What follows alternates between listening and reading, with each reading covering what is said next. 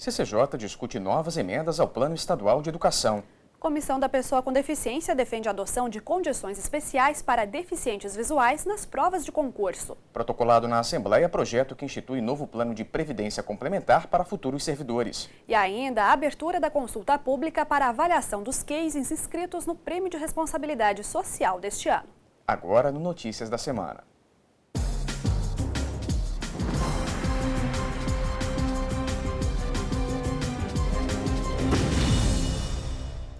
Uma prática que divide opiniões e que desde 2011 vem gerando bastante polêmica.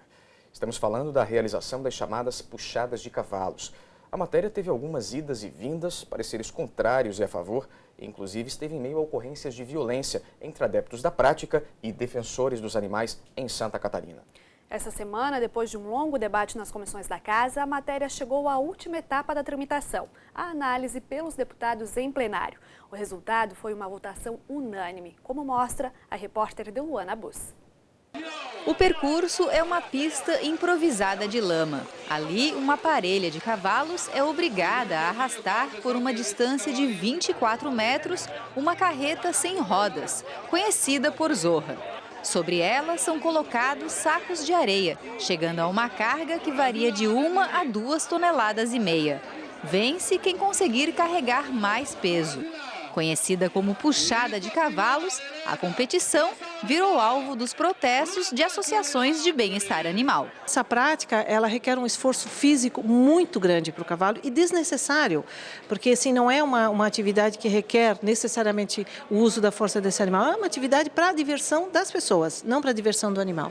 Então ele tem uma série de problemas físicos, o desgaste muscular, respiratório, cardíaco, que em algumas situações inclusive leva a óbito.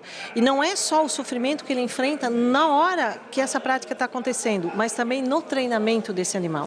Segundo Evelyn, a puxada de cavalos é realizada em quase uma dezena de municípios catarinenses 2 vezes ao ano há pouco mais de uma década.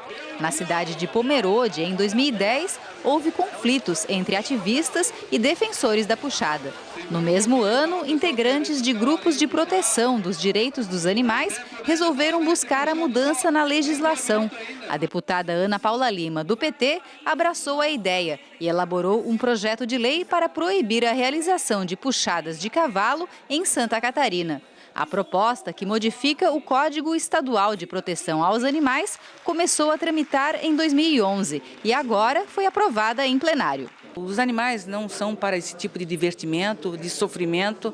Eu tenho certeza que já evoluímos bastante, já mudamos muitas culturas e tradições. Precisamos evoluir muito mais, porque são seres que têm sensibilidade, têm inteligência e não estão nesse planeta para ter esse tipo de sofrimento. Nem seres humanos e nem muito menos animais. Também durante a sessão, os parlamentares aprovaram um projeto de lei de autoria do deputado Antônio Aguiar, do PMDB, que institui aqui em Santa Catarina o mês Novembro Dourado.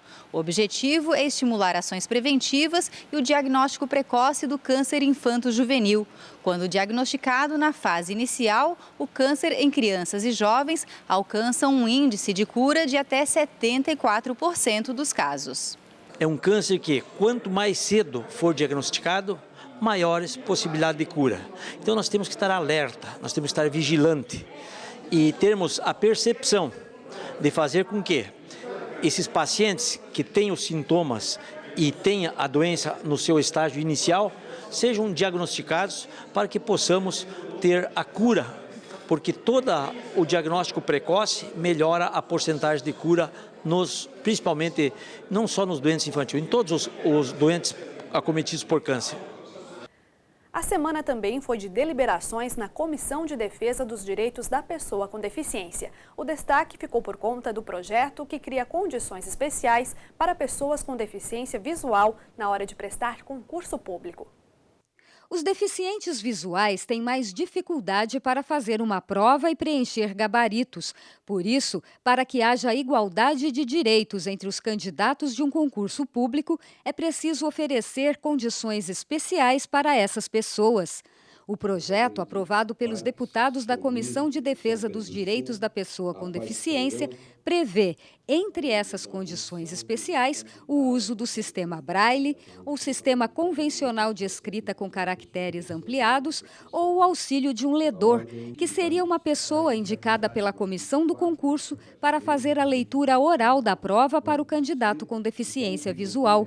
Também será possível o uso de um computador com ledor ou ampliação de tela. O candidato poderá escolher mais de uma opção de condição especial, desde que comprove a necessidade. O projeto de lei inclui uma série de regras estudadas de forma minuciosa por um grupo de trabalho, formado por profissionais da Associação Catarinense para a Integração do Cego e profissionais da Fundação Catarinense de Educação Especial. A matéria é voltada para pessoas cegas ou com diferentes graus de baixa visão, que contarão com uma série de benefícios caso o projeto que tramita na Assembleia seja aprovado em plenário e substitua a atual lei estadual que trata do tema. As regras valem para concursos públicos e processos seletivos para provimento de cargos e empregos públicos da administração estadual. O projeto determina que no ato da inscrição, o candidato apresente laudo médico, indicando a espécie, o grau ou o nível da deficiência. O documento só será aceito se tiver sido expedido menos de 2 anos antes da realização do concurso. Independente de requerimento, o candidato com deficiência visual terá 1 hora a mais que os outros candidatos para realizar as provas. O autor do projeto é o deputado José Ney Ascari, do PSD, que preside a comissão. Nós precisamos, de uma forma ou de outra, facilitar a vida da pessoa que tem deficiência visual. Por isso que detectamos na legislação existente a necessidade de aperfeiçoar toda essa legislação no sentido de facilitar a vida da pessoa que tem deficiência visual em Santa Catarina. O projeto foi aprovado por unanimidade nessa comissão e agora segue para o plenário. Temos certeza de que a matéria também será aprovada, criando essa nova estrutura para a pessoa com deficiência visual no nosso estado. Já na Comissão de Finanças e Tributação, deputados aprovaram um projeto que pretende dar mais segurança aos condomínios de Santa Catarina. A proposta é de autoria do deputado Darcy Matos, do PSD. O projeto, que cria o programa Condomínio Seguro, tem o objetivo de levar orientações de segurança para funcionários de condomínios. A ideia é que profissionais de limpeza, porteiros, zeladores e síndicos de todo o estado recebam instruções sobre procedimentos de prevenção de acidentes e ocorrências de segurança patrimonial.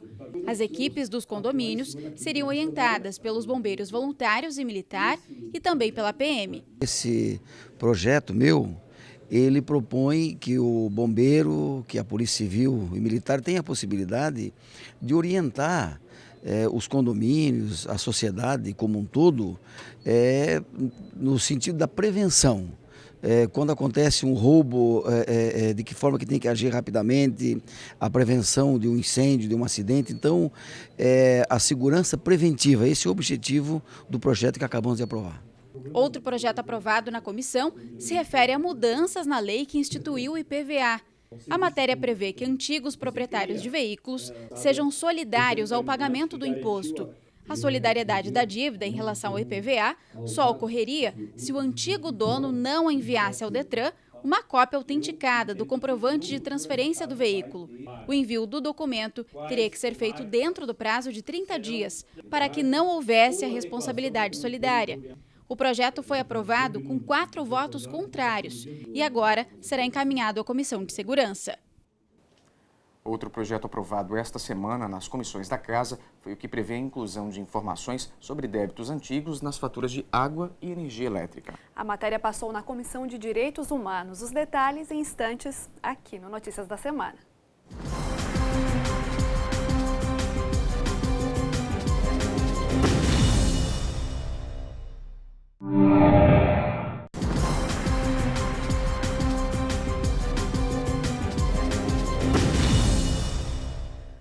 Mais segurança nas piscinas, mais cuidados na venda de álcool líquido e produtos à base de tabaco e mais atenção ao consumidor por parte dos bancos e das concessionárias de água e luz. Esses e outros temas foram discutidos esta semana pelos deputados da Comissão de Direitos Humanos. Todos são alvo de projetos analisados pelo colegiado. Os deputados aprovaram um projeto de lei do deputado Valmir Comim, do Partido Progressista, que torna obrigatória a instalação de dispositivos de segurança nas piscinas residenciais e coletivas de Santa Catarina. Ao propor a matéria, o parlamentar leva em conta que 53% das mortes por afogamento de crianças de 1 a 9 anos de idade ocorrem em piscinas e o objetivo é possibilitar o desligamento imediato da bomba de aspiração em caso de acidente. Outro projeto de lei aprovado durante a reunião da Comissão de Direitos Humanos foi o que obriga os comerciantes que vendem álcool líquido a expor advertências ao consumidor sobre os riscos que o produto pode causar à saúde. O projeto é de 2012, de autoria do então deputado Dado Xerém, do PSDB. O objetivo é desestimular o mercado varejista a adquirir álcool líquido para ajudar a reduzir o número de acidentes provocados pelo produto. Os parlamentares também aprovaram um projeto de lei de autoria do deputado Jean Kuhlmann, do PSD, que visa preservar a infância e a juventude dos prejuízos causados pelo vício da nicotina. A matéria obriga o comerciante de cigarros e outros produtos derivados do tabaco a exigir documento de identificação do comprador para comprovação de maioridade. Na mesma reunião, os deputados aprovaram 3 projetos que ampliam os direitos do consumidor. Um deles, de autoria do deputado Ismael dos Santos, do PSD, obriga as concessionárias de serviços públicos de água e energia elétrica a disponibilizarem nas faturas mensais informações sobre os débitos vencidos e os mecanismos para quitação. O objetivo é alertar o consumidor para evitar transtornos com possíveis cortes do serviço. Quando alguém acaba se esquecendo ou por uma outra razão do não pagamento da sua fatura, que é da Celesc, da Casan, isso acaba acumulando e traz enormes transtornos, não é? A religação, a todo um processo do ponto de vista de time, de tempo, mas também do ponto de vista financeiro. Então, acho que são 2 razões suficientes para que, de fato, o nosso parlamento possa aprovar. Os outros 2 projetos aprovados e que beneficiam o consumidor visam oferecer facilidades aos usuários de agências bancárias. Um deles, relatado pelo deputado Natalino Lázari, do PR, e de autoria do deputado Rodrigo Minuto, do PDT, obriga os bancos a disponibilizarem bebedouro com água potável e banheiros e caixas eletrônicos adaptados para pessoas com deficiência. O outro projeto, de autoria do deputado José Milton Schaeffer, do Partido Progressista, e relatado pelo deputado Dalmo Claro de Oliveira, do PMDB, obriga as agências bancárias a manterem um guichê com atendimento presencial.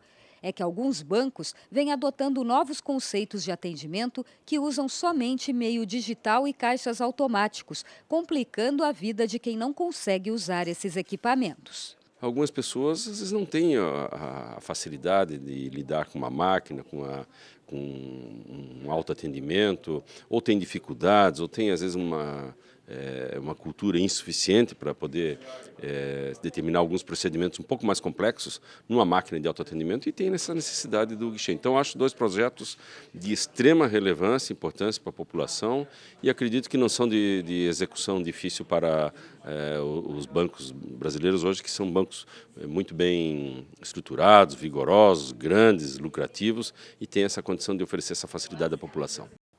Já na Comissão de Constituição e Justiça, o debate girou em torno do projeto que institui o Plano Estadual de Educação. A proposta voltou ao colegiado depois de receber emendas na Comissão de Finanças e Tributação. Foi mais um passo na tramitação do projeto de lei que trata das diretrizes e metas para a educação do Estado nos próximos 10 anos. Durante a reunião da CCJ, as emendas propostas no último dia 7 de outubro pela Comissão de Finanças foram aprovadas pelos parlamentares. No total, são 8 emendas modificativas, aditivas e supressivas indicadas por diversos deputados. Grande parte delas estão relacionadas a correções de redação, mas também incluem questões como a educação especial e a segurança digital, por exemplo. O relator do projeto, deputado estadual do PMDB, Valdir Cobalcini, destacou que a análise das emendas na CCJ foi feita com base na constitucionalidade e na legalidade, para dar mais rapidez à tramitação. Analisamos as emendas sob o aspecto da constitucionalidade e da legalidade, não quanto ao mérito. Quanto ao mérito, nós vamos analisar na comissão de mérito, que é a Comissão de Educação. O nosso objetivo, obviamente, que é fazer com que o projeto seja aprovado o mais rápido possível e, assim, credenciar Santa Catarina a buscar os recursos da União já em relação ao orçamento de 2015. Falando em educação, a deputada Luciane Carminati, do PT, se reuniu esta semana com o secretário da pasta, Eduardo Deschamps, para tratar de questões relacionadas ao setor. A parlamentar criticou a aglutinação de escolas de ensino médio e a lentidão nas reformas de várias unidades espalhadas pelo Estado.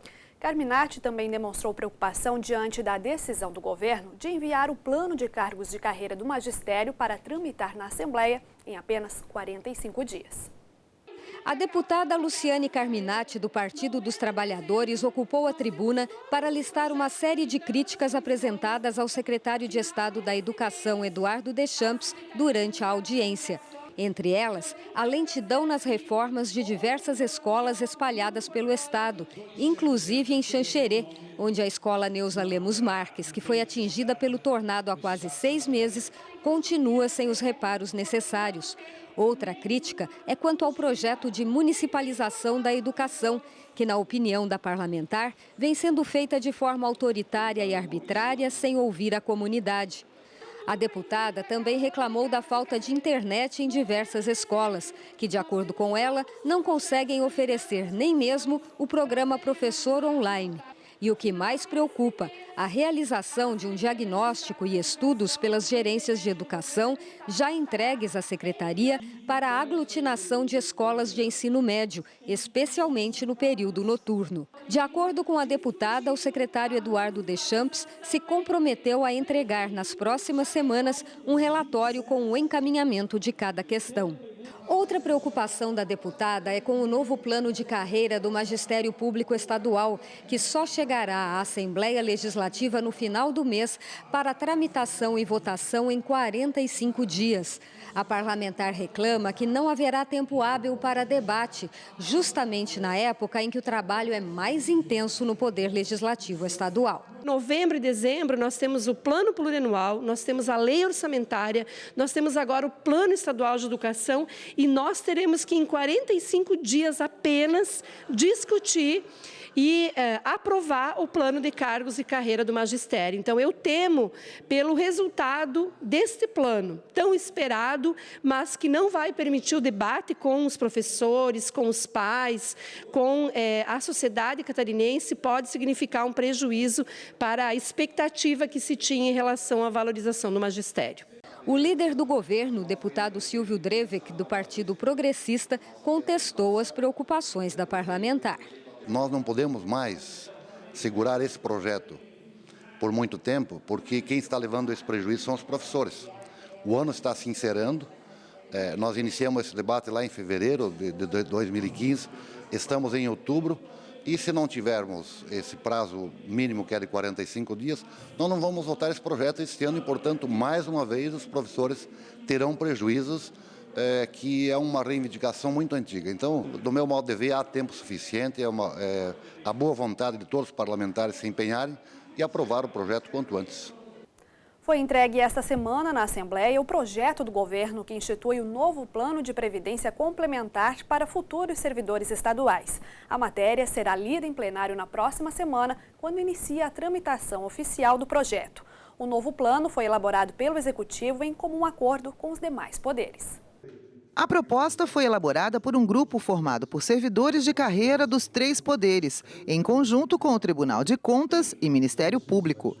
De acordo com o projeto, os futuros servidores vão contribuir com o Instituto da Previdência do Estado de Santa Catarina, o IPREV, até um teto salarial no mesmo valor praticado pelo INSS, que atualmente é de R$ 4.663,75. Os funcionários cujos salários forem superiores a esse teto e quiserem manter sua aposentadoria com valor superior, podem optar pela contribuição ao SCPREV. Na prática, o SCPREV vai funcionar da seguinte maneira. Um servidor com salário de R$10 mil mantém a participação de 11% até o teto do INSS de R$ 4.663,74, que corresponde a R$ 513 mensais para cada um. Para o valor da diferença de R$ 5.336,25, a participação do SCPREV será de 8%, com a mesma contrapartida do Estado. Assim, ambos passariam a recolher R$ 939,91 por mês até a aposentadoria, em vez dos atuais R$ 1.100. Durante a apresentação, o Executivo garantiu que o SCPREV terá autonomia administrativa, financeira e gerencial e será mantida pelas próprias receitas e não terá qualquer vínculo com o governo estadual, com conselhos deliberativo e fiscal integrados por representantes dos 3 poderes e dos servidores efetivos. Para o governo de Santa Catarina, o SCPREV é uma das estratégias para enfrentar o déficit da Previdência Estadual, uma forma de garantir o fortalecimento do sistema previdenciário do Estado. De acordo com dados apresentados pelo governo do Estado, em 2014 esse déficit chegou a R$ 2,6 bilhões e neste ano deve passar de 3 bilhões. A Fazenda prevê que em 2020 o déficit atinja pelo menos 7 bilhões e 800 milhões de reais, 27,5% das despesas do Tesouro Catarinense. O texto deverá ser lido em plenário na sessão ordinária da próxima terça-feira aqui na Assembleia e seguir para análise das comissões de Constituição e Justiça, de Finanças e Tributação e de Trabalho e Serviço Público, num prazo total de 45 dias de tramitação, incluindo a votação em plenário. E veja, ainda hoje, a Assembleia instala a Frente Parlamentar para fomentar o setor da inovação. Notícias volta já, não saia daí.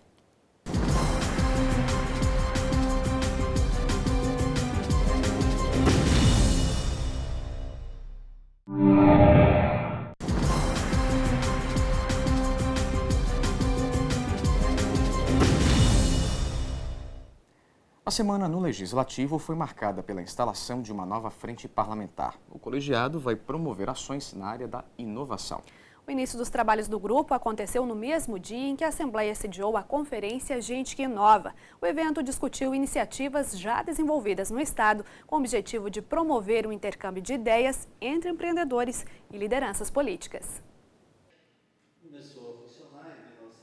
Em debate, temas ligados à inovação, como estratégias de desenvolvimento, economia, desafios, empreendedorismo e especialização. O secretário de Desenvolvimento Econômico Sustentável do Estado, Carlos Chiodini, ministrou a palestra de abertura. Ele apresentou o Programa Catarinense de Inovação e falou sobre a construção, já em andamento, de 13 centros específicos do setor, que vão dar sustentação a iniciativas desse tipo. Segundo o secretário, o primeiro deles deve ficar pronto no início de 2016, na cidade de Lages. As obras vão ficar conclusas no início do próximo ano, e com esse é o primeiro passo do programa. Paralelamente a isso, em parceria com a RCPET, com as entidades, os comitês gestores que aqui estão presentes, nós estamos formatando um modelo de gestão desses centros de inovação. Com a consolidação do modelo de gestão, nós vamos de fato começar a trabalhar de uma forma organizada, onde um centro vai se comunicar com o outro, onde a universidade, o setor produtivo e o poder público, juntos, vão fazer de fato uma política de inovação que dê resultado para a sociedade. Durante a manhã também foi dada a largada à 5ª Conferência de Ciência, Tecnologia e Inovação, que vai rodar o Estado a partir do próximo sábado, sob coordenação da FAPESC. Nós vamos fazer 6 rodadas estaduais, já uma seguida da outra, e a conclusão será em 13 de novembro, num evento lá em Joinville. A gente reúne todos os atores, os protagonistas, e a inovação tem ações, e o impacto final sempre é o social, mas passa pelo econômico, então é bom ouvir aqueles que vão fazer da tecnologia negócios, e começa tudo com o conhecimento, pelo conhecimento em si, que é o conhecimento científico, tecnológico, é essa cadeia de produção do conhecimento para gerar a inovação, às vezes algumas inovações só amadurecem depois de 20 anos, 10 anos, hoje é mais rápido. Então, por isso, esse nosso movimento de auscultar mais gente e vamos fazer regionalmente. O evento Gente que Inova marca ainda o lançamento oficial da Frente Parlamentar da Inovação Catarinense da Assembleia Legislativa. O objetivo é trabalhar em conjunto com o governo e entidades do setor. O deputado estadual do PSD, Jean Kuhlmann, vai presidir a frente. A Frente Parlamentar de Inovação vem justamente trabalhando no sentido de integrar os 13 novos centros de inovação que serão construídos pelo Estado, para que eles possam fomentar a política econômica do nosso Estado, para que eles possam fazer com que esses arranjos produtivos locais, que as nossas indústrias possam sempre estar inovando no seu processo produtivo e, com isso, gerando mais valor agregado, gerando mais renda para o catarinense e permitindo com que a nossa economia possa crescer e passar neste momento tão difícil ao lado desta crise que é tão forte no Brasil, mas que em Santa Catarina nós vivemos um momento diferente, justamente por causa da inovação.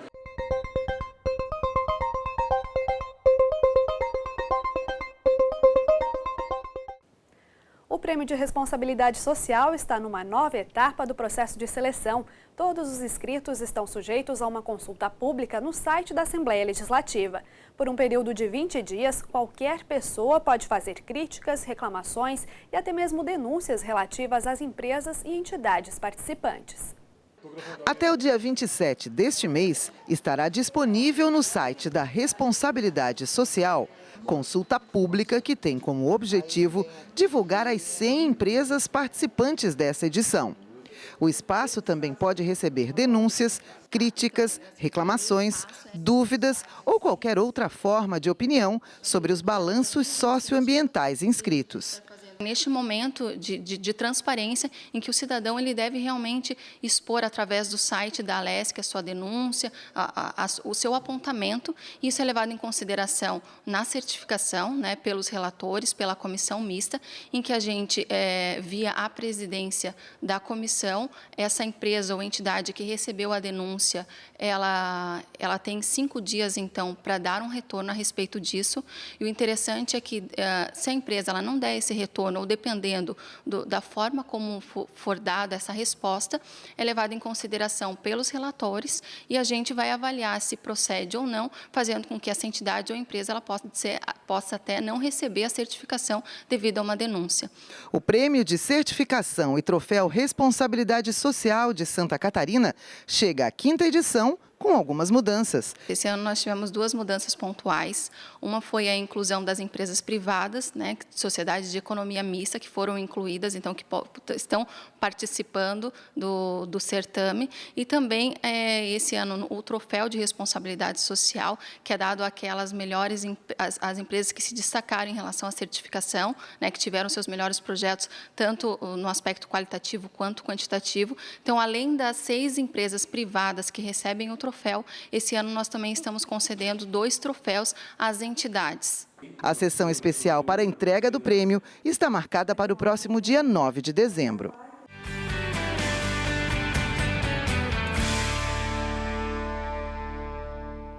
E a edição de hoje termina destacando mais uma edição do Painel SC. O ciclo de debates é uma extensão da campanha institucional Gente que Faz a Diferença, lançada pelo Parlamento. O evento desta vez aconteceu em Criciúma, no sul do estado, e teve como palestrante o bicampeão olímpico de vôlei, Giovanni Gávio, que participou da primeira edição. Esta foi a 3ª edição do ano do projeto Painel SC, Ideias para Fazer a Diferença. A segunda com palestra do bicampeão olímpico e campeão mundial pela Seleção Brasileira de Vôlei, Giovanni Gávio, que em setembro esteve em São José e agora empolgou o público de Criciúma com o tema A Glória é Fruto do Trabalho. Quem compareceu ao auditório da Associação Beneficente da Indústria Carbonífera pôde conhecer melhor as experiências e conquistas do treinador e ex-jogador em quase 30 anos de carreira. Em 1993, Giovanni chegou a ser eleito o melhor jogador de vôlei do mundo. Essas palestras motivacionais fazem parte das ações da campanha Santa Catarina Gente que Faz a Diferença, que é desenvolvida pela Assembleia Legislativa. Durante 1 hora, o jogador Giovani mostra para a plateia que para atingir objetivos é preciso dedicação, planejamento e disciplina, qualidades de todo campeão. As pessoas têm sempre sonhos dentro delas, e que precisam de inspiração para lutar por esses sonhos. E, acima de tudo, ter disposição, disciplina, de acordar todos os dias cedo para todo dia dar um passo em busca desse sonho.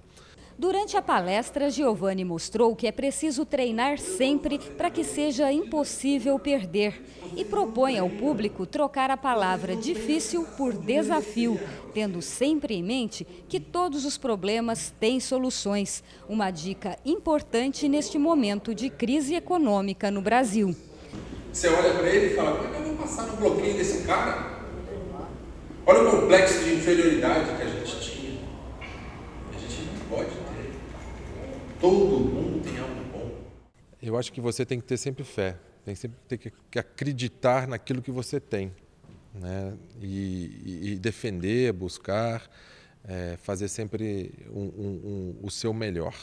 Eu gosto de dizer que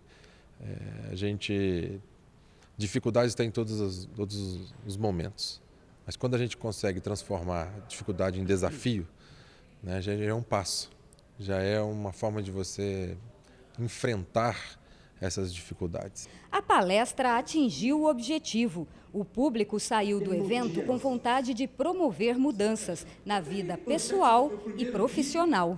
O Giovani, ele passa isso para a gente, sabe? A conquista, nunca desistir, né? E sempre a luta, treinar muito, né? Que eu acho que é o que devemos fazer na nossa vida.